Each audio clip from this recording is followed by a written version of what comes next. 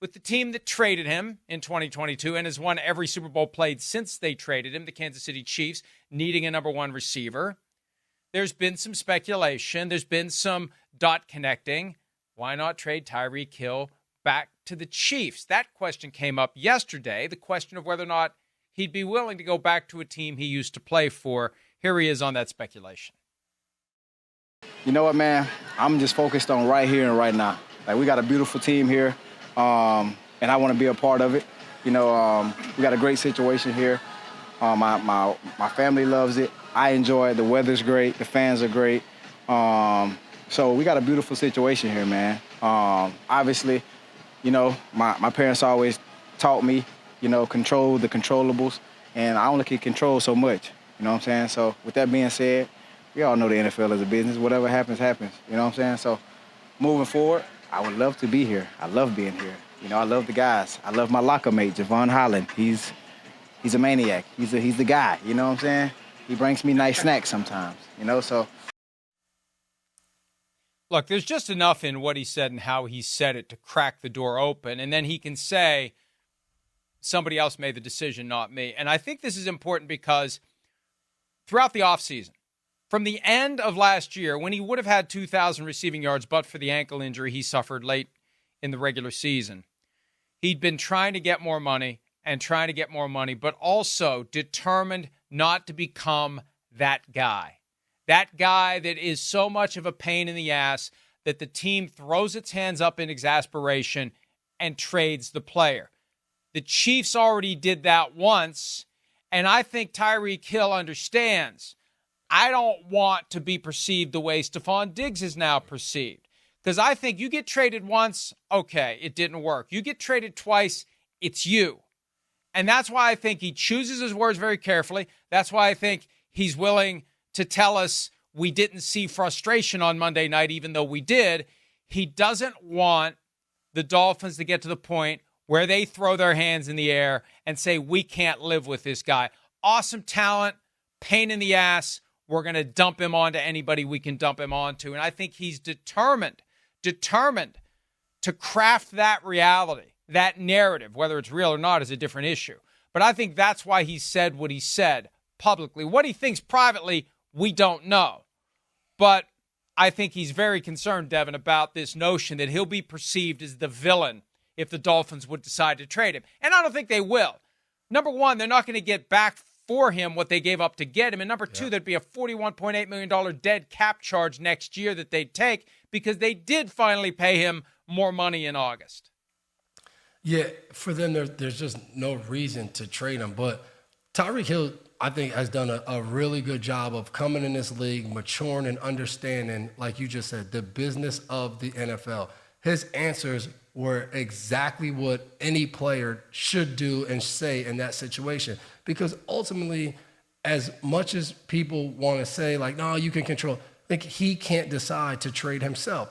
But, hey, he probably does love Miami. I don't think he told a lie about that. He's from Florida originally, loves being down there, family loves it. But I think also in the back of his mind, like, I mean, go play with Patrick Mahomes again. Team's won the last two championships. Like, yeah, I wouldn't mind going there, and I think that's true. And to me, that's okay as a player. Like, hey, why would he mind? Why wouldn't he mind going back there instead of staying on the team that has no quarterback right now that can get him the ball? He could go back there, get right into play. So, again, I think he answered it perfectly, and I think there's more issues for Miami on the horizon than anything else because when you have him, Jalen Waddle, these guys, they have new contracts. They've earned those contracts.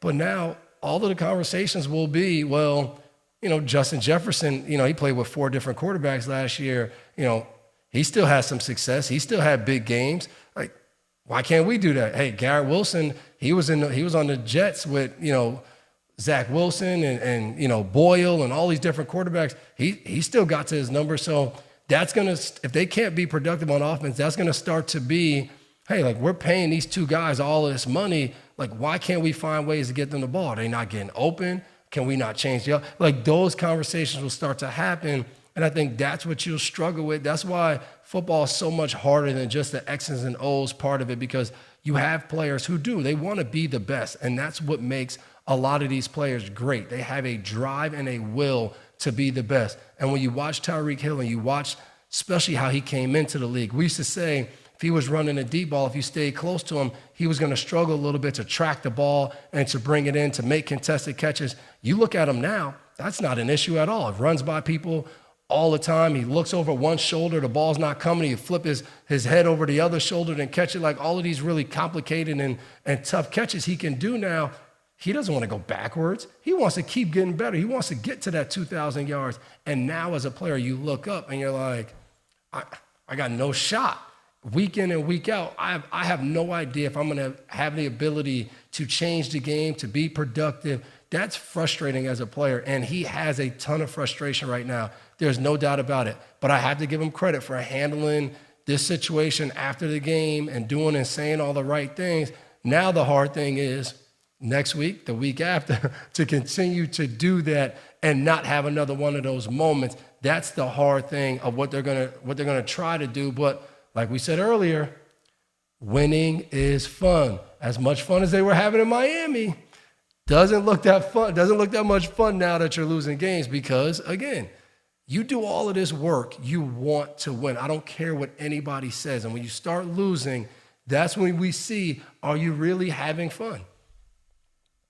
We need to take a break, but as you were explaining this urgency that's arising in Miami, I was reminded of something that came up on Tuesday, and this is just a real quick little snippet. This is all putting more pressure on the team to get Tua back on the field. It's putting more pressure on Tua to get back on the field, and we're already seeing the reports, symptom-free, good to go, eligible to come back Week 8 against the Cardinals, and I hope there's a grown-up in the room somewhere that says, hang on. Are we sure that these are the right circumstances to put Tua back onto the field where the sky is falling, the walls are closing in, and somebody's got to wave a magic wand, and we're counting on the guy who just had a concussion, who needs to do everything he can to avoid another one, not throw caution to the wind. I just feel like these things are all coming together in a troubling way because they all are saying and believing we need to have Tua back. Hi, it's Mike Florio. Thanks for watching PFT on YouTube. Hit subscribe for the latest news and analysis from Pro Football Talk.